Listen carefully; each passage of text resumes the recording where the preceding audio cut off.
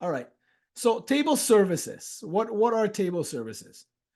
So you saw in the first few slides, I kind of showed this green bubble. Unpacking this green bubble, there's a bunch of pieces that go into it, like compacting small files, sorting, delete, merging the data, update, manifest cleanups, those kind of things. That's what we call table services. So in Absolver, we actually have an automated process that allows you to connect to your existing catalog, and we automatically discover all of these tables and analyze them for you. So as you can see, we give you some statistics that say, what is the current size of this table? How much can we optimize this table? Can we reduce the storage of that table by compacting files, cleaning up, deleting, and things like that? Now, once you do that, you can actually then optimize it. And you can say, hey, select this particular table. I saw it needs some optimization. I'm going to click and I'm going to optimize it. Now that you're optimizing it, we can then see that in my particular example, remember I created like four files because there was 4 rows in my sample table. I started at 4 files, and then after some optimization, went down to 1, right? My table size, in this case, very, very small, but it went through, a few kilobytes down to a few bytes, right? So that's kind of how the optimization works. And you can see here that Absolver runs these compaction processes behind the scenes. Also does cleanups, deleting stuff behind the scenes, clean things up, making it very concise. So this is something that you can do with Absolver today, connect to your existing Iceberg tables if you wanted to. You can also do it in Spark. So Spark has these functions. These are the Iceberg extensions that we loaded in the beginning. This allows you to call these functions to be able to operate on the data. So something like roll back to snapshot. Somebody asked, hey, how do you roll back? Maybe my latest snapshot is kind of like funky. There's something going on with it. I want to roll back to a previous state of the table. I can do the roll back to snapshot, pick a snapshot that I want, and then go back to it. I can also expire my snapshots.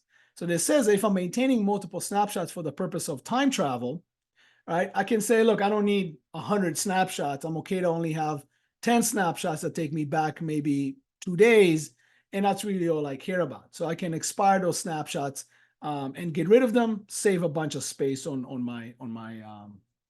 storage. And then we can remove orphan files. So this often happens when you delete an update. Because Iceberg creates these delete files or even regular data files, they can be disassociated from the manifest. So after they're no longer needed, after compaction and things like that, you may not delete them and they will stay there, but they're taking up space. So by running remove orphan files, Iceberg basically goes through the process and say, look at all the manifest files, all the manifest lists, and say, do I have files? Do the files exist? The file exists. Oh, I saw that there's a bunch of files that don't have a link to a manifest. I'm going to delete it, right? Rewrite data files is compaction, same thing that Absolver does. So all these things are here. There's lots more. But again, these are manual things that you need to do. You can include them in your job, like, hey, rewrite data files. But over time, they just become more manual. You have a lot of jobs running. Each one is kind of like doing the same thing. It adds more time to the job because they have to do this extra work. And it's just a lot more work. So using something like Absolver completely automates it. So all you need to worry about is the job you're running, and don't worry about all this management optimization stuff. It just happens for you automatically behind the scenes. Cool.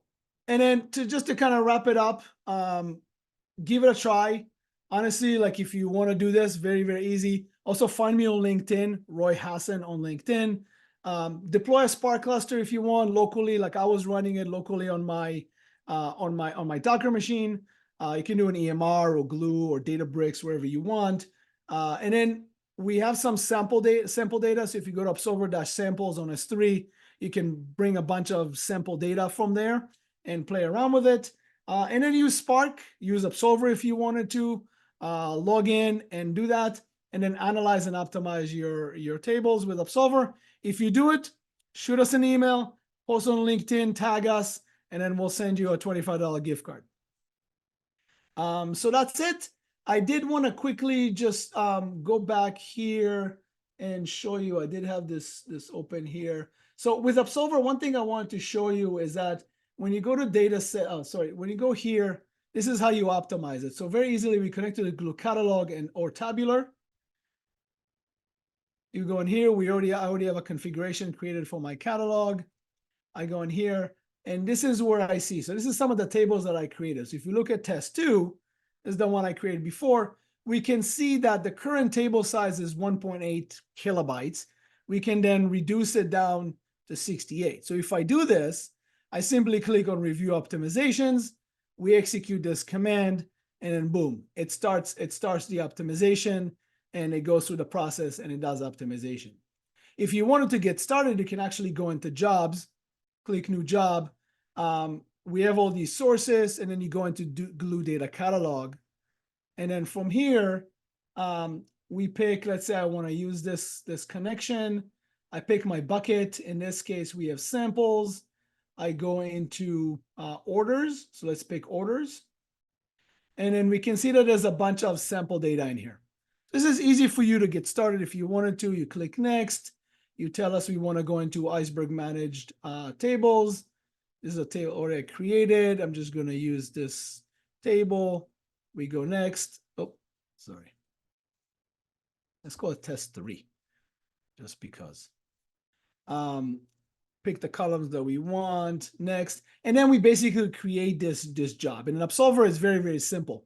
You can either write this on your own, or we can do it for you. Very simple. Creates an Iceberg table in your lake, updates it in the Glue data catalog, and starts writing data into it. And once you run it, it then jumps into the monitoring page, and then the job just run. I'm not going to go into this detail, but the job is running. And then that's pretty much it. And very, very straightforward. Give this a shot. This all works in Spark SQL. It works in here as well. So if you want to do spark.sql, select star from, let's see, ice db.test2, show, and then that should just, and that's from your Spark data frames, right? And then you get the data right there. So very easy. You can use Spark data frames. You can use Spark SQL, and it just works like that.